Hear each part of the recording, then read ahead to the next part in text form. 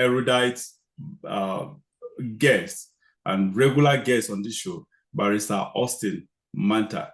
Once again, Manta, thank you for being with us. Now, the next topic we shall be talking about is has to do with Kaduna State.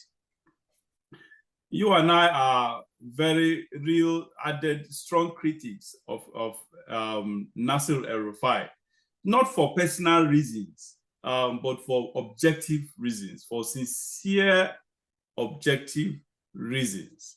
And that is just like me. I always tell people something. Look, I do not have permanent enemies. I do not have permanent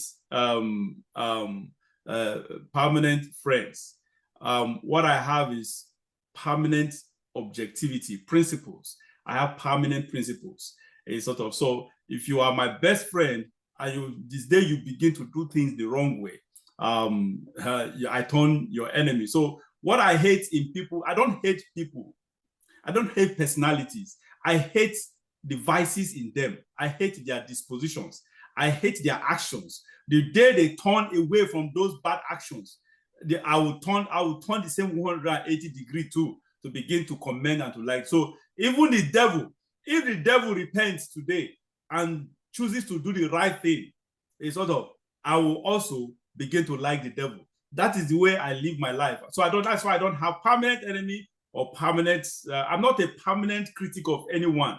I criticize what your conduct, that's what I do, sort of. So, and that is exactly what I have, for several years, I've been a very strong critic of Nasir El-Rufai for all the vices you can think about, because he has a lot of them. El-Rufai, his arrogance, his pride, his bossiness, his abusive nature, everything, his corruption, his lies, his manipulative nature, he's just everywhere. Or everywhere around negativity. So that is just it.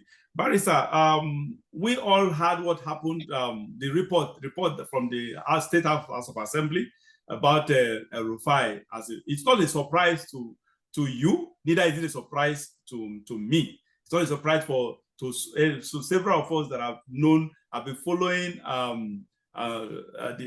what's his name, Nasir El-Rufai's antecedents, his actions over the years. He's sort of, so he's always been a hypocrite. He's sort of, he's always, as for the FCT minister, as BPE chair, the DG then, to FCT minister, he has always been the hypocrite. He's always been, wherever he finds himself, he pretends to be fighting for the masses. He pretends to be fighting for the real thing, fighting for the right thing, while he is behind the scene, in the secret, behind the behind the door, and within the closed doors, he is just looting and looting the treasury of whatever institution he finds himself heading. Sort of. So, Barrister, what is your take on this El-Rufai story of where I think one of the assembly member actually rightly said, called it, is it massive looting? Is it mass? I forgot the word he used. Massive looting of the Kaduna State government. Exactly. The report coming out from the House of Assembly Committee is not surprising to some of us, particularly those of us who have been in Kaduna State for a long time, who have witnessed the government come and go, and who also happen to know the man in issue, that is Nasir El-Rufai. It did not come to me as a surprise, and it has not come to a lot of the citizens of Kaduna and political watchers as a surprise. The man is a garrulous person, just like you describe, arrogant, self-conceited, and deceitful. He came, I recall that before he became governor, we had an association called Kaduna Progressive Forum. This was made out of, Kaduna Professionals Forum. This was made out of professionals, doctors, accountants, lawyers, in different fields. And I recall that he sent his manifesto to us to critique for the benefit of his government if he was elected. And we divided ourselves into committees and looked at some of the issues. We picked the issue of education, where his first priority was school feeding.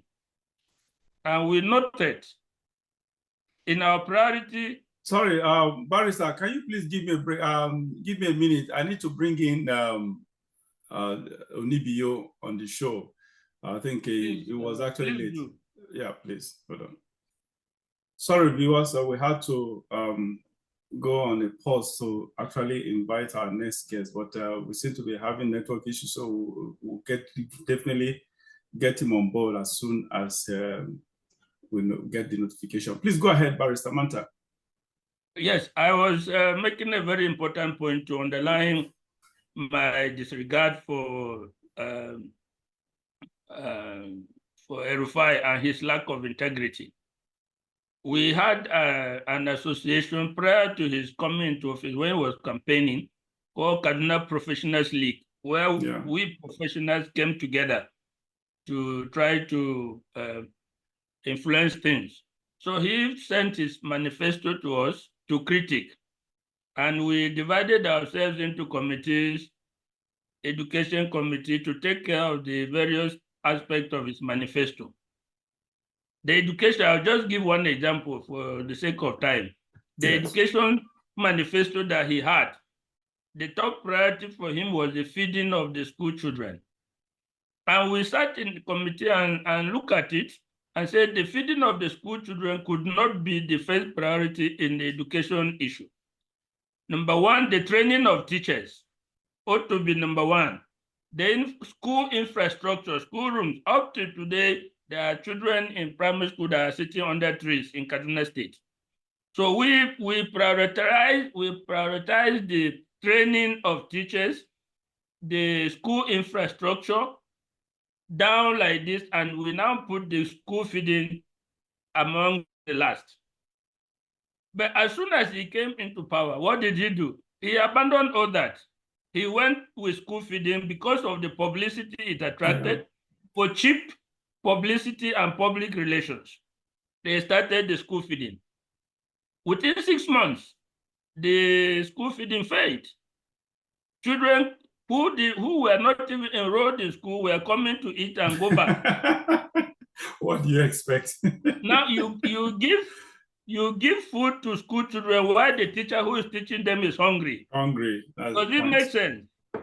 So these are all. He is not a person of depth. He is a superficial person who wants to gain popularity by cheap publicity. Yeah. So the hard work that was needed to be done in the education sector, train the teachers, retrain them, provide the infrastructure, the school classrooms, the desks, the books, and other things.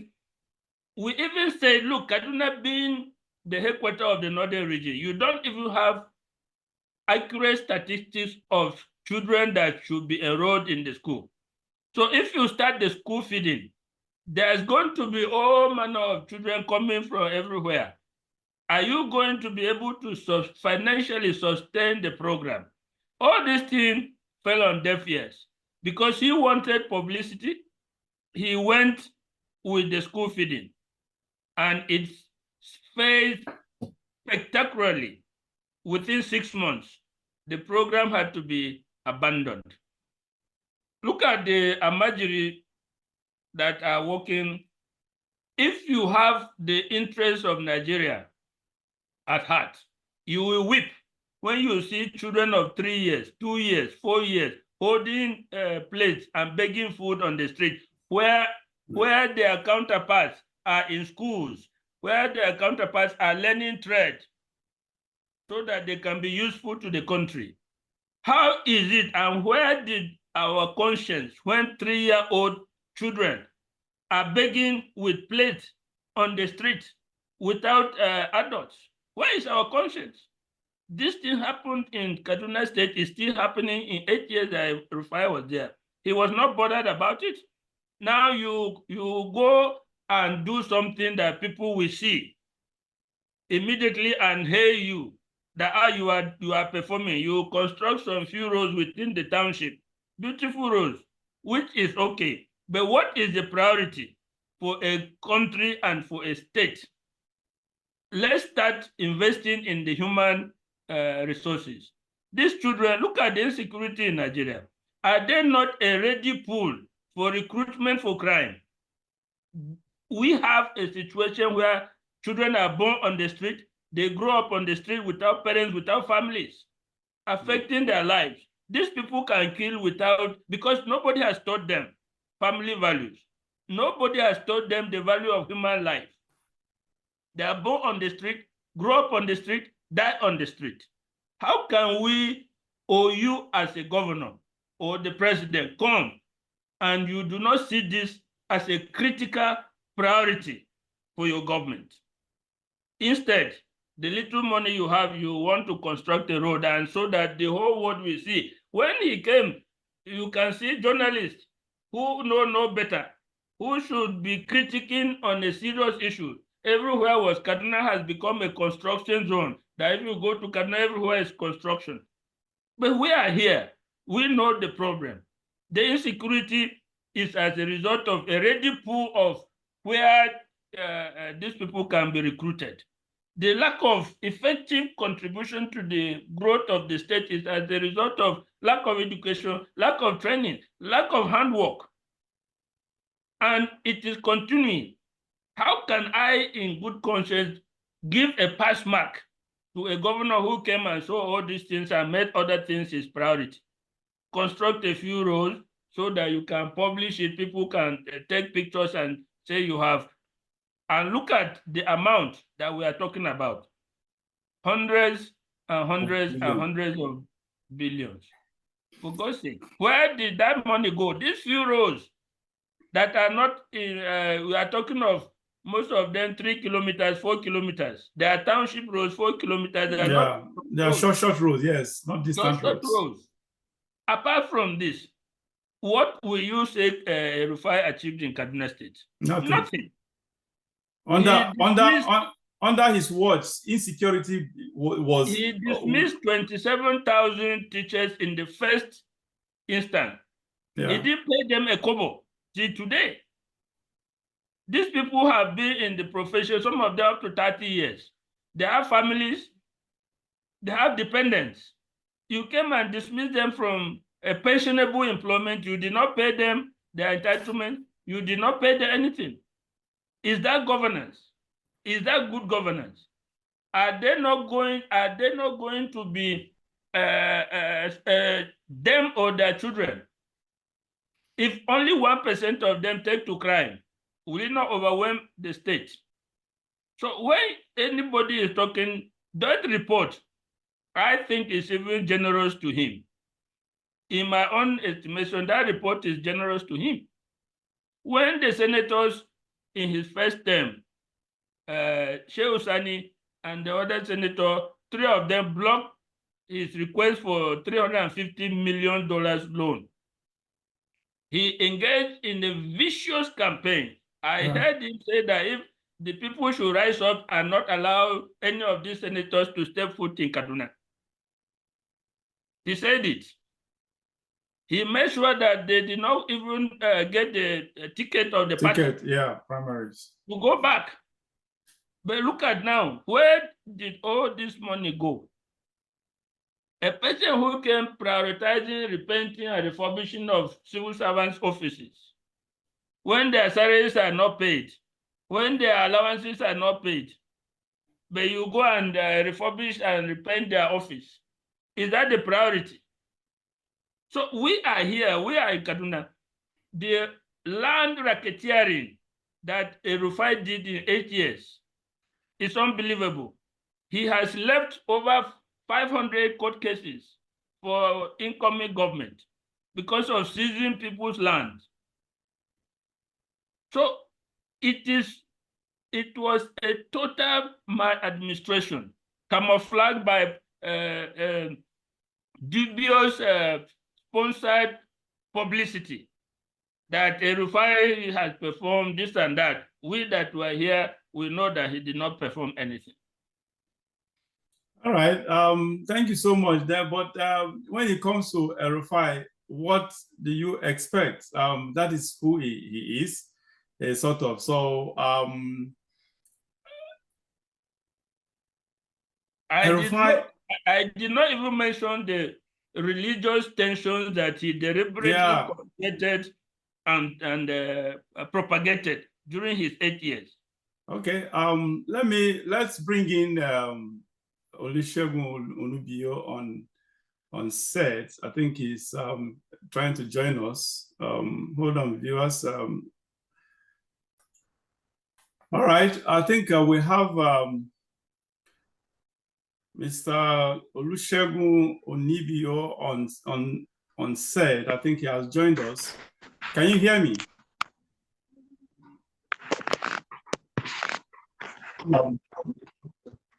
I can hear you.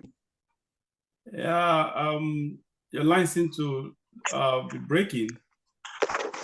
Can you hear me clearly now? Okay, yes, I can hear you clearly now. Yes, thank you so much for joining us. I think because due to lack of understanding in communication, actually, you are joining us this late. Sorry about that we misunderstood each other. But at least it is better late than never. Thank you once again for making our time to be with us. Thank you very much. It's my pleasure to be here. Yeah, we've actually done justice to so many topics as I just forwarded to you or whatever. So we are actually discussing. In fact, when this issue of El-Rufai came up, you actually came to my mind.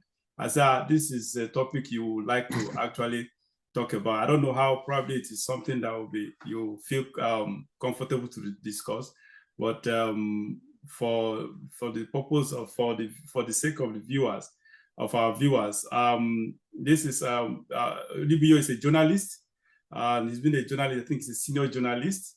So as in the course of his profession, he has actually stepped on some toes. And one of those toes, and political toes actually, one of those toes is Nasir El-Rufai, who actually incarcerated him for some time. I don't know how long, but I was informed that he was incarcerated by El-Rufai. And so I think he is, I don't know if I would say he will be biased against, but we all, the truth is, his thought definitely will be a kind of, will be skewed towards being biased. However, everybody, we all know El-Rufai's antecedents. Three of us on this or whatever have probably had one issue with El-Rufai or the other. But again, just like I noted earlier, I am a very objective and principled person. If the devil, no matter, even if the devil repents today and begins to do the right thing, I'll like the devil, and that's just it. My target is the personal disposition. That's what I hate, but I don't hate the person, the human being as a person. So the same thing applies. Applies to El-Rufai. El-Rufai, we've known him all these years. He's been a very, very, very, when it comes to, he's been on the negative side. So please, Mr. Onibio, can you give us, now, we all, based on the report, I don't know if you have read that report about El-Rufai, how he plundered the state's resources, and the State House of Assembly have now come out with a report on that, which is very, very damning. Even though Barrister Manta does not see it as damning, that they seem to take it, he expected even worse than that on the report, because the truth is, El-Rufai damaged Kaduna State. It destroyed so many things. The fiber that actually makes Kaduna State, it got Kaduna State into the worst insecurity situation ever. So we all, I think the three of us are Kaduna people, Kaduna men. So we understand, we understand what we are talking about here. So please, Mr. Onibio, can you give us your opinion about the report, if you have read it, that came out against about Nasir El-Rufai. All right. Once again, it's a pleasure to be on JIBRIN Angle, and sorry that I'm joining a bit late. Like you said, it was due to some miscommunication. Now, let's jump into the topic that we're discussing. I've read the report, and I think it's one that has should have come up earlier than now. But like you said, it's better late than never that the report is coming out. Yes, the report is not damning enough because the focus is actually on the mismanagement of the Treasury of Kaduna State. If you recall, in his first year, in the first 4 years in office, he had always been making attempts to borrow the money, the loan, to run some 1 or 2 projects within Kaduna State. Unfortunately, he's been running into a bulwark with Senator Shehu Sani, the then Senator Danjumala, and I can't remember the name of the third senator now, who jointly said they were not going to sign for him to have access to the loan.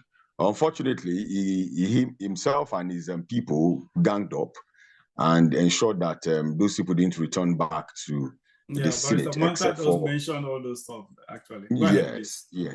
Okay. So the only person that made it back was Danjumala, but unfortunately, the person who eventually spearheaded the acquisition of this loan is now the present governor of Kaduna State. That's the person of Governor Uba Sani.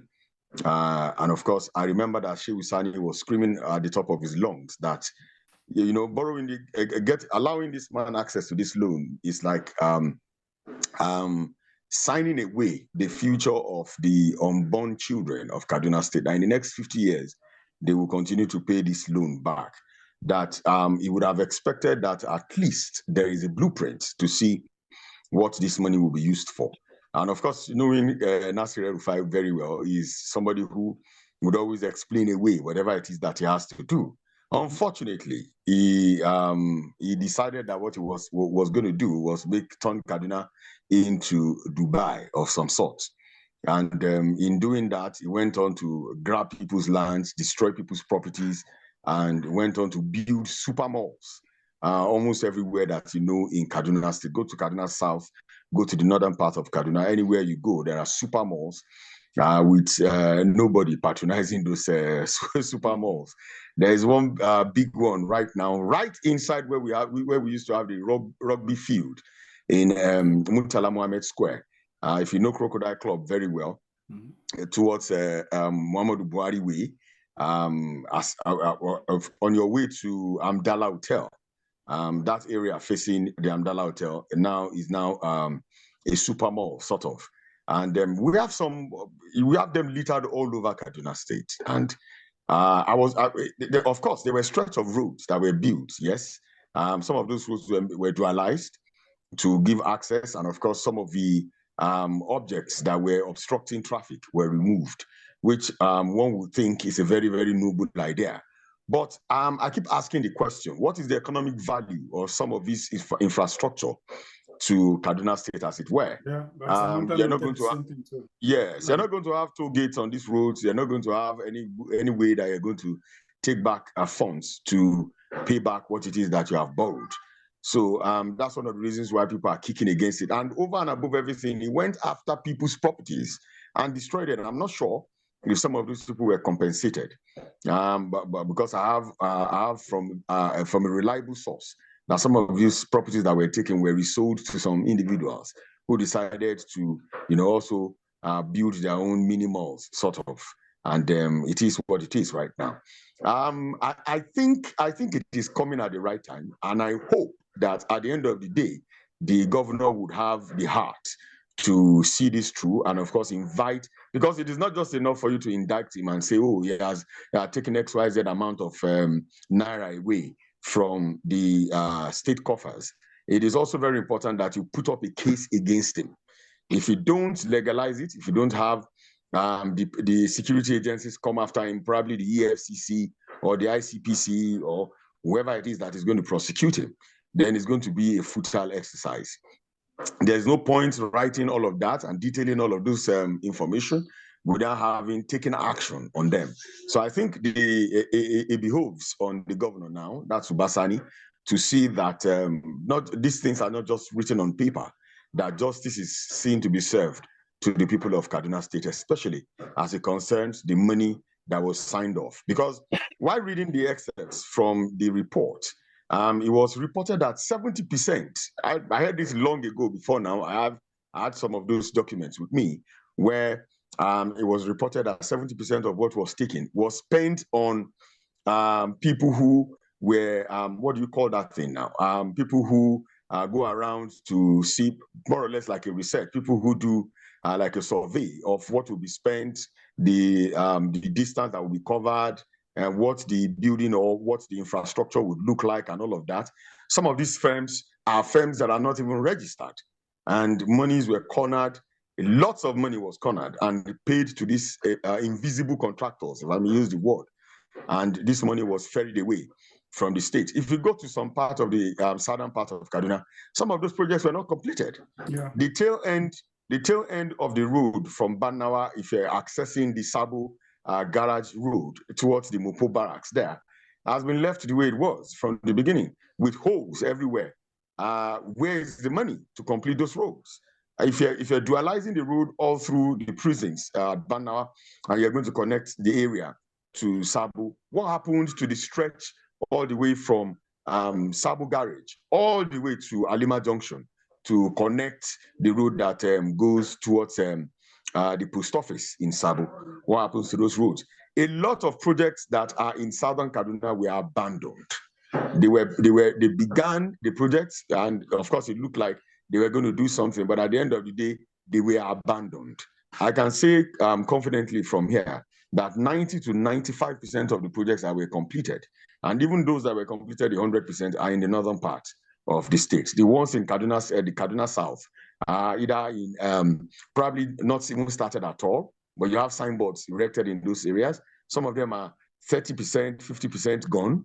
And I'm talking about just digging the roads and not putting anything on them and just exposing people to danger and all kinds of health hazards. These are part of the issues. Let's hope that the governor would have the heart to see this through and of course, not just put this on paper, but of course, follow it through and ensure that the person we're talking about here is prosecuted. Thank you very much for that very, very tall and insightful analysis from Onibio. Barrister, that brings us to this question. He just asked, that was actually going to be my next question, and I think he just helped me to ask the question. The question is, how potent is this indictment? That is one. Secondly, do we expect any activity around this indictment, especially when the governor, the present governor, is his political godson, sort of. So, El-Rufai, we all know that El-Rufai played a very, very prominent role to the emergence of Ubasani, the current governor. So, based on this facts, what do we still expect anything good coming from this? Anything fair? Let me use that word. Fair and objective coming from this indictment. Thank you very much. If you notice, when he was talking about prosecution, I was smiling a bit because if you go back and check, this report itself is a product of political disagreement. It's not because somebody was patriotic enough that they want to bring it out. If there was no political disagreement, this report would not have seen the light of day. So going forward, you will expect that the political issues that will be thrown or has been thrown up will determine whether this report will see the light of day, whether this report will be acted upon, and whether the person involved will face justice. If you look at the report, there are weighty allegations, there are allegations of money being paid directly into people's accounts for jobs not done. There are reports of billions of cash withdrawals for which there was no voucher attached. In other words, there was no purpose for the withdrawals. The report constitutes a summary of serious plundering, but whether it will be acted upon or whether the person involved will face justice is another issue. Let us hope Nigeria will not happen to the report. This is not the first time something like this has happened. I can point to other instances when Wike came to power in Rivers State. He had a Judicial Commission of Inquiry that indicted a Amechi of 82 billion naira. They even petitioned the EFCC, but because he was in the good books of the president, he was a minister, and he was a close ally of the president, nothing came of, nobody has ever acted on that report. Various state governments have come up and taken up the plundering by their predecessors, and nothing has come of it. The one in Kano that we talk about today, the present government is trying to prosecute Ganduje, but it's not going anywhere. He has even refused to come to court to answer to when they sent it to EFCC. EFCC did not do anything. They had to use the state government Minister of Justice to file charges against him in the state high court. He has refused to go to the court till today. So the going forward on this thing will be determined by the political alignment or no alignment, as 2027 is the issue.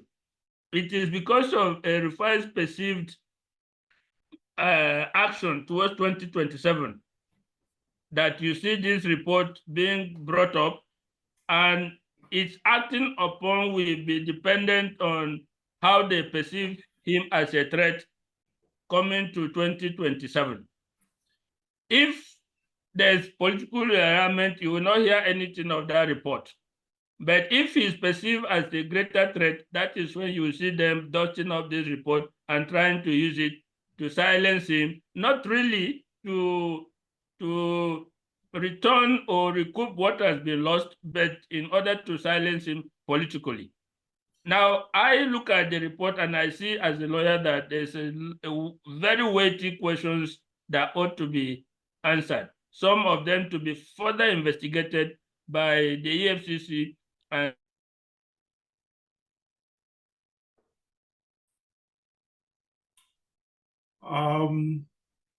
wow. Barrister Manta was making a very good point.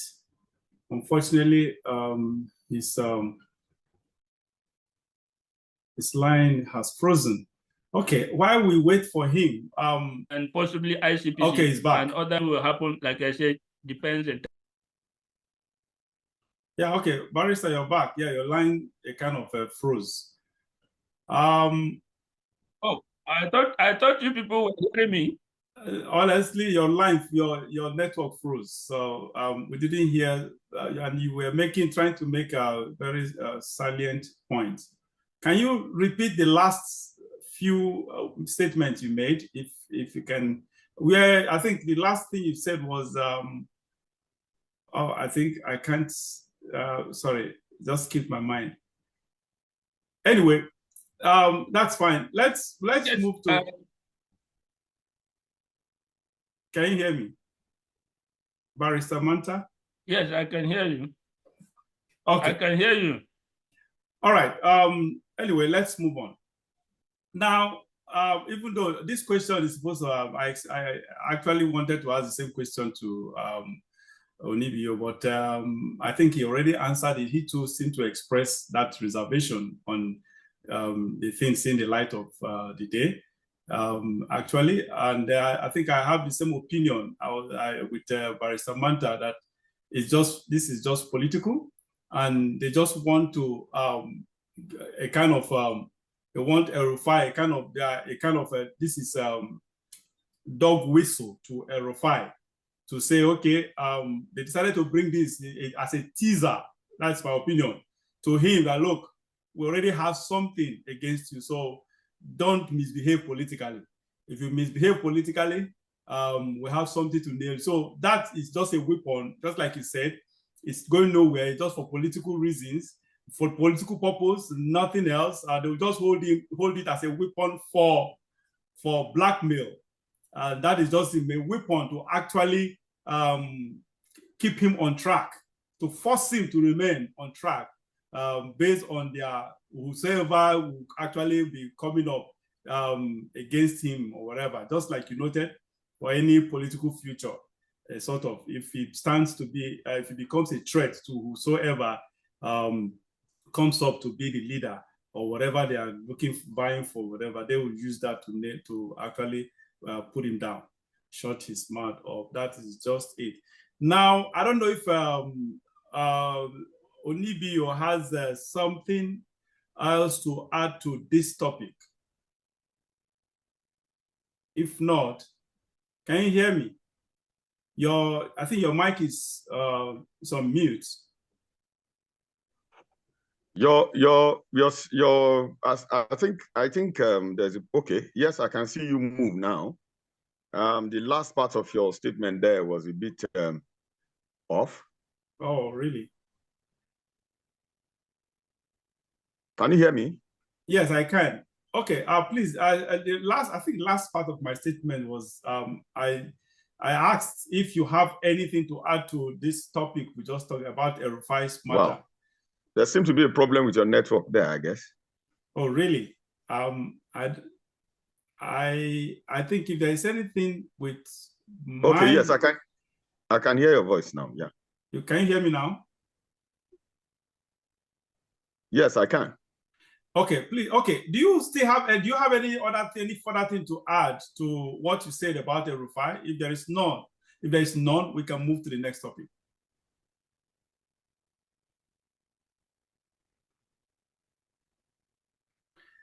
Okay. Shegun cannot. It seems. Yes, right. I can hear you. Yeah. Did you understand my question? Did you hear it? No, sorry. Can you take the question again? I said, take it again. Do you have any further thing to add to the El-Rufai's topic? Everything about El-Rufai. Is there anything? Do you think, just like I asked the Barrister Manta, yes, do you think that El-Rufai will be prosecuted in any form or shape? Well, if ordinarily, if we have a system that works, I think it is not just, yes, the State House of Assembly represents the people. I think the people themselves can come together and, of course, institute a case against him. I understand there are some cases from some people from some part of the state against him. So instead of going individually, probably they come together and ask that the security agents prosecute him, and of course take it up with the judiciary, and of course ask that he be arrested and prosecuted. But of course you need to have very concrete and cogent reasons, and make sure that they're not political. As long as they're political, of course there will be people who will fall in line with him. There are people who would go against him. If you've been following the story on Twitter, a lot of people have been saying, they're going to see how they're going to prosecute him. If they try to prosecute him, they're going to burn down the state. And that has helped a lot of people and changed the face of Kaduna State. And nobody's actually talking about seeing the receipts to say if what was said about him was true or not. Because ordinarily, this is one of the things that El-Rufai would do to anybody he's prosecuting, that you should go to court and defend yourself. Now, when you get to court, of course, the court should be able to say if what you're doing, don't mind, of course, if he's going to pay for the judgment. But of course, he would always say, go to court and defend yourself. Except, of course, where he doesn't have any evidence that, of course, what we do is just waste your time and drag the whole issue and try to embarrass you here and there. So I think it behoves on the people of the states themselves, if they think there is any solid evidence that they have against him, to also join with the state government to ask the EFCC to have him arrested and, of course, prosecute him. But of course, if they don't do that, what we have here, like Barrister Manta said, is political. And of course, you know what is political, we will definitely go with the wind. We're still searching for the governor of Kogi State here, Abelu. I know the white lion has disappeared. Yeah, right. Suddenly, nobody can find him anywhere. As a matter of fact, he's been taking Jankara judgments from different courts, asking that he can be prosecuted, that they need to swear that they're not going to torture him, they're not going to lock him up and all of that. This is somebody who goes to people's homes and burn them in their houses. And of course, where you expect justice to be served, people like that buy justice itself. So it becomes an issue. Let's just say, well, what has come to the fore has come to the fore. Now we have the knowledge. Let us pray that at the end of the day, people with reasonable and sound mind would have him prosecuted for all of these things, allegations. As it is, they are mere allegations until they are proven that they are true. And of course, once they're proven that they are true, of course, there's nothing wrong in going after him and probably getting back what it is that he has taken away from the coffers of the state. But for now, it is what it is. It is just allegations, and they're on paper, and they are there in the media. And of course, you know how it is in Nigeria. Those things fizzle off. At the end of the day, you may not get to hear anything about the whole story anymore. So I pray that the people would themselves see a reason to want to see this matter to a logical end. All right. Thank you so very much, Mr. Onibio. Yes, that brings us to the last topic of the day. Mr. Jibrin, let me add on a humorous note. Yes. That if El-Rufai were still here as governor, we would not have the privilege to be talking about this. He will send out the people to arrest us. Wherever even we run out of Kaduna, he will make sure that we are arrested wherever we are and brought back and charged to court here in Kaduna. Yeah. Wow. That man is a beast. Honestly, he's just a beast, unfortunately. All right, we'll move on to the next topic. Before then, once again, if you are joining us, if you're just joining us, we have been discussing on several matters arising and those issues that borders the Nigerian polity. We have been doing this with Barrister Austin Manta and Olusegun Onibio as our guests, special and regular guests, that of Manta and Onibio. This is his second time on this show. So we appreciate, I actually appreciate everyone's presence here.